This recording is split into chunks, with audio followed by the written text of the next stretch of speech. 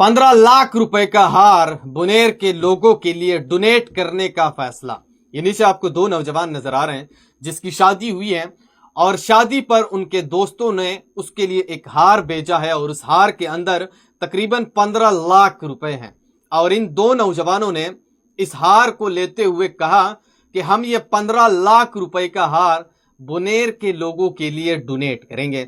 और उसने साथ में ये भी कहा है कि हम बाकी रकम भी अपनी दोस्तों से लेंगे और सारी रकम मिलाकर इन सैलाब मुतासिरीन के लिए भेजेंगे। तो ये एक बहुत बड़ी बात है। हालांकि इन दो नौजवानों की शादी हो रही है और शादी के वक्त इनके दोस्तों ने इसको एक बहुत बड़ा हार तोहफे में भेजा है जिसकी मालियत 15 लाख से भी ज्यादा बताई जा रही है। और इन दोस्तों की शादी जब हो रही थी तो ऊपर से सैलाब आया और सैलाब से बहुत ज्यादा लोग जो है इस दुनिया से रुखसत हो गए, बहुत ज्यादा लोग जो है वो मुतासिर हुए। और इसी वक्त इन दो भाइयों की शादी भी हो रही थी। लेकिन जैसे इन दो भाइयों को पता चलता है कि खैबर पख्तूनख्वा बुनेर के अंदर सैलाब ने बहुत ज्यादा लोगों को मुतासिर किया है, बहुत ज्यादा लोग इस दुनिया से रुखसत हुए हैं, तो उसने फौरन ये ऐलान कर दिया है कि हमें जो गिफ्ट मिला है हार दोस्तों की तरफ से जिसकी मालियत 15 लाख रुपए से ज्यादा है, ये हम 15 लाख का हार उसे डोनेट करेंगे और बाकी भी हम दोस्तों से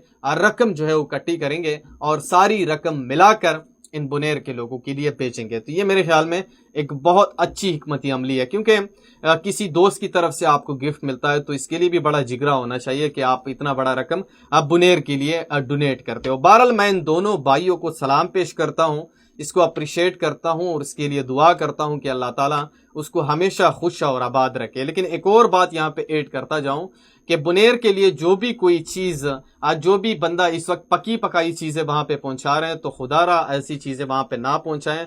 वहां पे इस वक्त खुराक बहुत ज्यादा जाया हो चुका है, पत्थरों के ऊपर पड़ा है, नालों के ऊपर पड़ा है, रास्तों के ऊपर पड़ा है, कोई का ही नहीं रहा है और खराब हो रहा है। तो अगर आप वहां पे जाना चाहते हैं तो सबसे पहले जो आपने लेके जाना है वो कैश लेके जाना है, नकद पेमेंट आपने साथ लेके जाना है और वहां पे लोगों के हाथ में देना है। फिर उसकी मर्जी है, जो चीज उनसे खरीदना चाहते हैं फिर वो खरीद सकते हैं। अगर आप पकी पकाई चीजें वहां पे पहुंचाएंगे तो ये मैं यहाँ पे आपको बताना चाहता हूँ कि आपकी चीजें खराब हो जाएगी, कोई खाएगा नहीं, क्योंकि वहां पे खुराक की कोई किल्लत नहीं है। खुराक मुकम्मल तौर पर वहां पर मौजूद है और सारे लोगों को खुराक और अशिया जो है वो मुकम्मल तौर पर मिल रही है।